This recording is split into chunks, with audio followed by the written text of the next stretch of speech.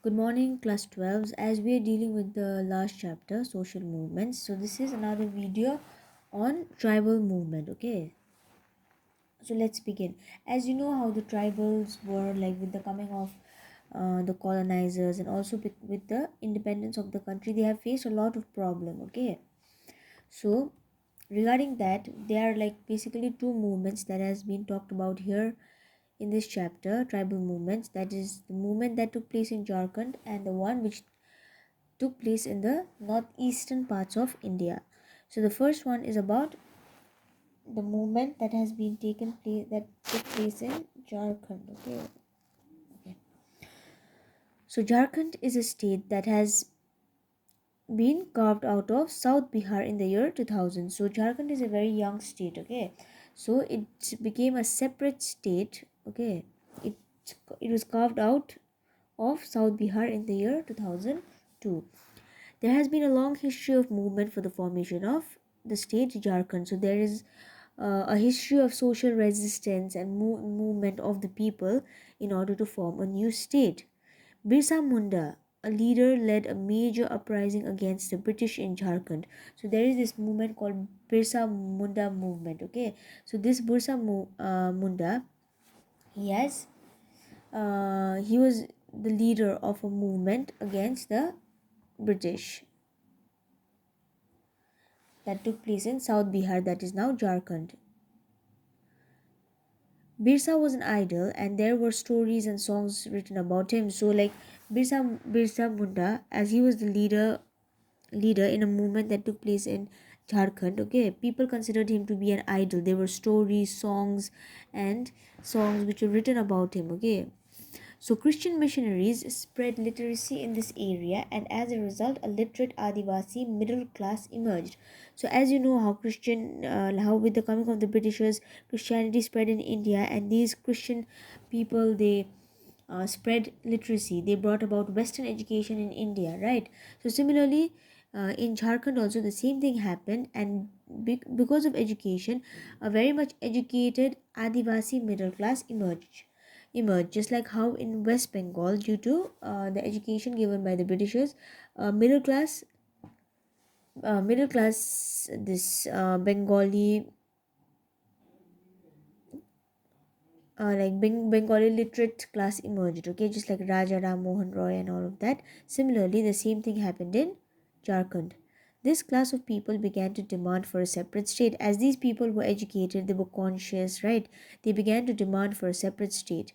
The Adivasis of the region were strongly against the moneylenders and the migrant traders who were called the Dikus. So these people they revolted against all these moneylenders, the traders who came from areas outside of their region. Okay, however who were engaged in exploiting the original inhabitants. They were called the Dikus, and the Adivasis in this Jharkhand area they were very much against them. These Dikus grabbed their land and also their wealth. So these Dikus, the migrant traders, the moneylenders, they were exploiting the original citizens. Okay. So due to the injustice, marginalization faced by the original residents, they fought for the creation of a new state. Because of the increasing marginalization by the moneylenders, by the migrant traders who do not even belong to their land. Okay, and due to the injustice that they were facing, due to the alienation of their land, because these people they also grabbed their land, due to the alienation of the land, they fought for the creation of a new state, and eventually in the year 2000s the state of Jharkhand was formed out of South Bihar. So that is the movement that took place in Jharkhand, where Birsa Munda was the main leader, like earlier, and slowly, based on his effort and also because of the English education, people began to demand and revolt for a new state. So the second one is northeast. Like you know how in northeast there are only like not only majority of the population are the tribals. So what happened here was, after attaining independence, the process of state formation by the Indian government led to the formation of movements in the hill regions of the northeast. So basically, the hill region of east are inhabited by the tribals. Okay, so when India became independent from the British rule, the government of India began to form different states. Okay, so because of that, since the tribals, they did not want to be a part of mainstream Indian population, they began to revolt, or let's say movement began.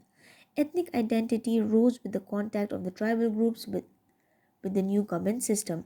As the tribal groups came in contact with the new government system and the population of mainstream India, in order to like maintain their own identity, they began to form their ethnic identity. Okay, they began to maintain their ethnic identity. As the tribals were isolated from the mainstream Indian society, they were able to maintain their own social, cultural, and economic life. Yeah, so as you know, the tribals were isolated from the mainstream society during the initial phases. At that point of time, they could maintain their own social, cultural, and economic life. But then slowly the tribals began to demand autonomy within the Indian constitution. So they wanted their own state, they wanted their own government, they began to demand all of that. That is basically because of the increasing, they were, they might have felt that they would become vulnerable because of the growing